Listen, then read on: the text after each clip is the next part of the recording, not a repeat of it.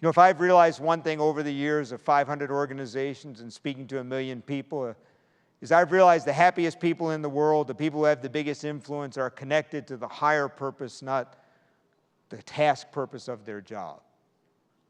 Now, I don't have to tell you what that $4 prescription means or what that affordable eyewear means to someone, so I'm not going to focus on that, because I hope you already know that. I assume you already know that. I want to talk about a different dimension of the higher purpose of your work. I want to talk about how, by the way you treat your customers who come in, you might make a difference in their lives in a way you could never imagine. I'll tell you when I first realized that. I've only worked in a drugstore once in my life, and that was when I was in graduate school at the University of Chicago. And I did not grow up with a golden spoon. I had to work like heck to be able to go to the University of Chicago. And I worked for 30 hours a week all through graduate school in a drugstore in one of the poorest neighborhoods in the United States on the south side of Chicago, in a small drugstore that happened to have a post office substation within the drugstore. I was right next to the pharmacy, and I ran this little post office. 30 hours a week I'd come in.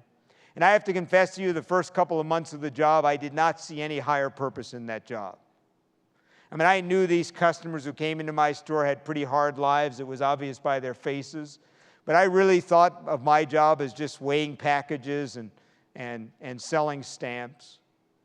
Until about 2 months into the job, 8:31 Monday morning, I'm in the drugstore, and the third woman in line is a small, elderly African-American woman, probably in her mid-80s. And I remember it was a rainy day because she was wearing one of those brimmed hats, and it was still raining because the raindrops were kind of dripping on her shoulders as she stepped up and asked me for a money order.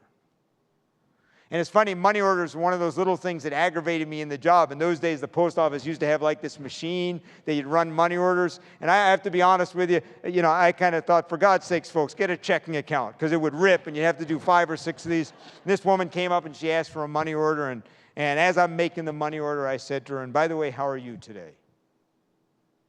And she said, "Well, since you asked, I'm not very well." She said, "My daughter is in Billings Hospital," which is about 2 miles from where we are. So my daughter is in Billings Hospital, and she's dying. She said, "In fact, the doctors told me that she may die today. She may die tomorrow. Any day now, she's going to die." She said, "And I should be there." She said, "For God's sakes, I should be there by her side." She said, "But if I don't pay my rent by 5 o'clock today, they're going to evict me." She said, "And those lousy people who run my apartment building will not let you pay in cash." She said, "And I had no one in the world who could come and get this money order for me but myself." She said, "But I should be there. For God's sakes, my daughter is dying." Now, I have to confess to you, I don't remember much of what I said to her that morning. I do remember the first time in 2 months it occurred to me I may make a difference in that drugstore.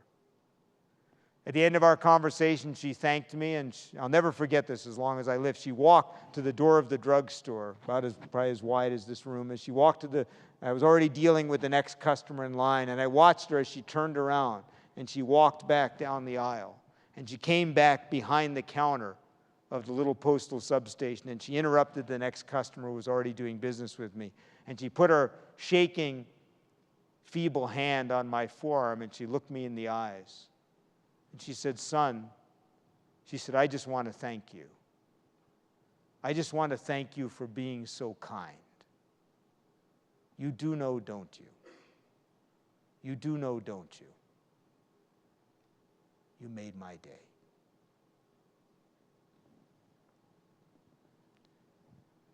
I went home that night, I couldn't sleep. I thought, for 2 months I have thought of my job in that drugstore as weighing packages, and I missed it. I went in the next day and I wrote on a large piece of paper for my shift the next afternoon these 3 words: "Make someone's day." First woman in line the next morning is another elderly woman in a bright orange, almost pulsing neon dress. And as she's fumbling with her mail, I said, "My, you look good in that dress this morning." And I have to confess, she looked around, saw only men behind her, and she blushed. She goes, "Oh, go on." but I knew. I'd seen that woman in the post office. She came about once a week with her bag, probably got out maybe once a week. She took all that time to do her makeup. She was probably 82, 83 years old. She dressed in her finest wear, and I'm guessing no one noticed. But I started noticing. Now, I have to admit, I didn't have too many more people in line the rest of those 3 years that I worked in that post office who were dying of cancer or had someone who were dying of cancer. But in small but simple ways, I began to realize I could make a difference in the lives of these people whose hard lives came into my store. And I want to say to you right now that, of course, you're going to make a difference because they might take a prescription they might not take, and they might take it right. Of course, you might make a difference for a young person like me who could see the board in a way they didn't before because they could afford those glasses. But if you just take the time, you might also find that in a more profound way you can enter, even for just a small moment, in the lives of these people. In one small moment, you might make their day, make their moment, by just noticing something about them, by just taking an interest in them. I think of my mother. My mother is 78 years old, and even though you wouldn't know it, my mother is a gregarious New Yorker, a New Yorker. She kind of talks, a New Yorker, right?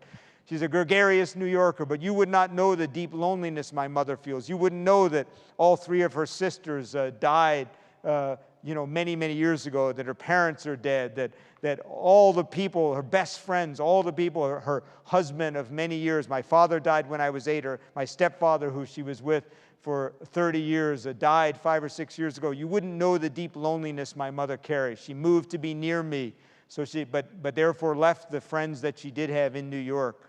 And the interesting thing is, she tells me every day about someone in a Safeway or someone in a Walmart or someone in a store who remembers her name, who takes an interest in her life. And I'm sure they don't think it's a big deal, but you know what? It's a big deal.